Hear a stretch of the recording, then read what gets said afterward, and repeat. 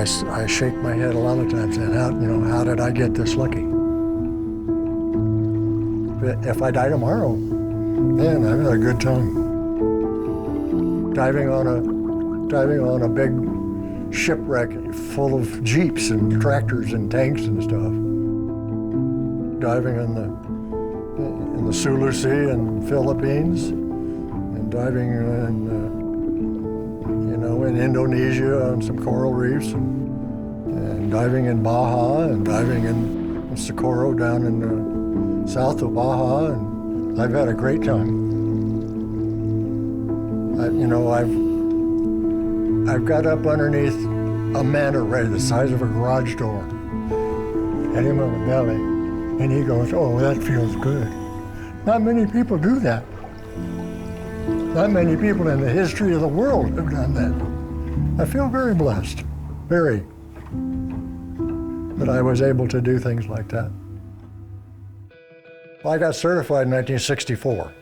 When I started diving, a diver on the beach would draw a crowd. They didn't even teach decompression.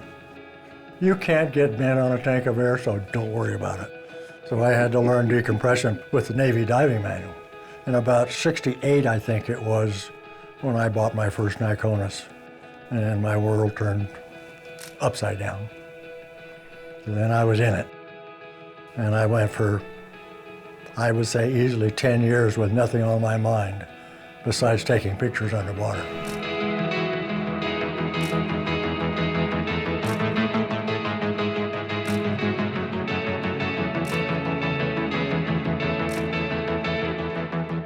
I used to go out by myself all the time diving.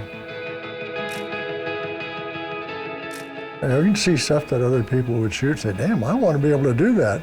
This piece of gear won't do it. So I would try and build something for myself that would do what they were doing and getting, nice stuff. You could scrape out of one fingernail what I knew about optics, which was just nothing. So a friend says, well, why don't you put an extension tube on it? Well, what's that? And so he said, well, you move the lens out and it'll focus closer. So that's what I wanted to do, is take close-ups. And so I had a little 6-inch toy lathe, metal lathe, and I got a big chunk of plexiglass and I made an extension tube. And that was the first time. And I had no idea to tell whether it was focused or not. So I got a board about that long, and I screwed it to the bottom of the camera, and I drove nails in it every inch.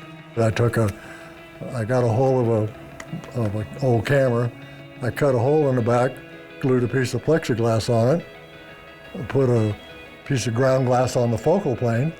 Then I could actually put it in water and see what it was doing. And then went from there with the different lengths of tubes to give me the ratios that I wanted. And so then everybody in the world wanted one. I never thought about, well, I'm going to start this business. I started it because I didn't want to work so hard. Well, that was a big failure. That was a gigantic failure. Because after I got into it, I was working 10 times harder than I ever did, in the building trades, and I stuck with it. I had formed a lot of good friendships and was building things for people, and I liked doing that.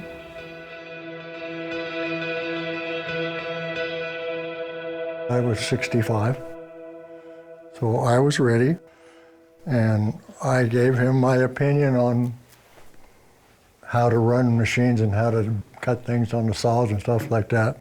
I stayed a year after that, helped build a couple of housings and, run things in the shop. And when it was time to go, we took the camper and disappeared. I feel blessed.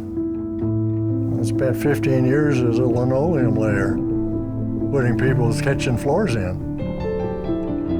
Look at me now. I have to pinch myself to believe I'd done it.